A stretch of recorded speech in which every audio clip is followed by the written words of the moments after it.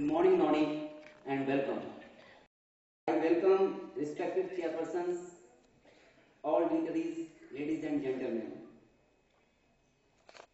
This is Prajapati in front of you from Tehsil Bhandel Datia and MP. I am pursuing MTech from MNIT Bhopal and I am presenting in front of you my case history. Thrombocytopenia, that is ITP, is my disease. Thrombocytopenia is one of the major blood discrepancies ruling over the mind of hematologists. Platelet count goes down to the extent that bleeding becomes all-time risk in the life of the sufferer. An innocent child is fear for parents and an educated adult is dying himself every moment with the fear of bleeding and accidents. Next, please. Whatever but ultimately is to manage the instant safety of the patient from unforeseen situations of bleeding that may threaten the life. The case presented here is the 22 years young man. Next, please. The major tools of support: Reiki healing. Second one is NONI, a nutritional supplement. Third one is pranayama, and fourth one is counseling. Next, please. These four tools work together against the negative forces acting on the health of an individual. Which of the four will work as prime with others as support tools depends upon the instant state of the person and several other factors. Next, please. Reiki helps at the level of body, mind and emotions. Pranayama helps to rejuvenate the total energy system of body and releases out the toxins and balances the pH of body fluids. Counseling helps to understand the meaning and the purpose of the life. NONI works on cellular physiology. Next, please. Though we don't have the modes and medium to explain how the healing energy works, what I can state affirmatively is that the science and spirituality has borderline difference. The need is to identify the point of transition. Next, please.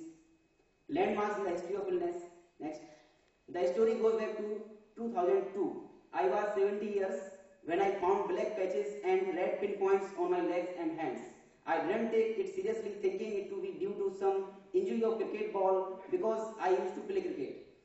But with the persistence, I consulted the family physician. He suggested simply to massage with ice. It did not work. Spots remained the same and appeared more. Next, I went to dermatologist thinking it to be a skin problem. 15 June 2002, he put me on many drugs and ointments for 2 years with no result. I switched over to homeopathy on 23rd June 2004. In the beginning of the treatment, black spot increases, but after some days they reduce but not disappear. This went on again for 2 years. Next, I was always asking the cause to the doctors, but none of them answered reasonably. I changed over to new homeopath, Dr. Nitin Bharadwaj in Gwalior on 16 August 2006. His behavior was better than others. After 3-month treatment, recommended to get the pathology test for CBC with platelet count. Next. The doctor was shocked, sent me to another laboratory for cross-checking. Next day, he converted it to be ITP. My parents were called and told about the disease ITP and all its dangers to life. He insisted to go for immediate platelet transfusion. It was a terrified situation for everyone concerned with me. That time, the count was only 48,000. Thus, on 17 December 2006 was a mad day for me when this problem was diagnosed. Next, blood transfusion. Just on the next day, I had my exam. In spite of all this shocking information, I appeared without any tension, full with belief on myself. I was then hospitalized on 3rd January 2007 for platelet transfusion. Then onwards put on steroids, 60 mg omnacortil. This did not give any positive result. My count was only 29,000. After 3 units of transfusion, I started developing horrible side effects of steroids. Next. Ultimate on 19 January 2007, I was referred for high hospitals. I met the senior consultant department of hematology Sarangaram Hospital at New Delhi. She made me understand that what is the actual disease and what are the crucial steps to overcome this. She referred me to ITP specialist. Again, the CBC platelet count was done. The report was only 11,000. Next. Admission on 21 January 2007 for 7 days. Omnacortil was continued. I was worried of the side effects, but this seemed to be the only drugs of choice. He suggested IBC. There was only a rise of 70,000 with which I was discharged back home.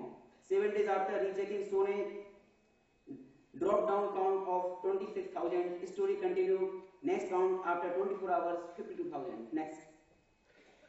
Back to home. This continued till I was recommended for splenectomy. I absolutely disagreed with the doctor, left the hospital and back to home on 2nd February 2007.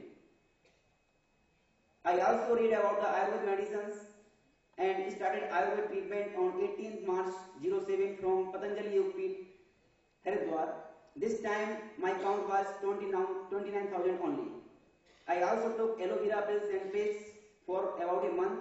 I was a total failure with no way out. Next, depression. The world my eyes were looking was absolutely black and hopeless. Some of the medications, steroids thrown me into depression according to the fine print. I felt victimized by my body and the doctors too. Next. I explored on the internet to search the patient of ITP. Found many to have the same story. Some of them had been taking Reiki treatment and some were consuming NONI. I shared this information with my doctor. He agreed with me. I decided to take this tentative step. Next, my Reiki teacher. I met the Reiki teacher, respected Dr. Ranjana Asthana, who is also a lecturer and medical officer, Department of Health, Science and Yoga at LNIT Gwalior.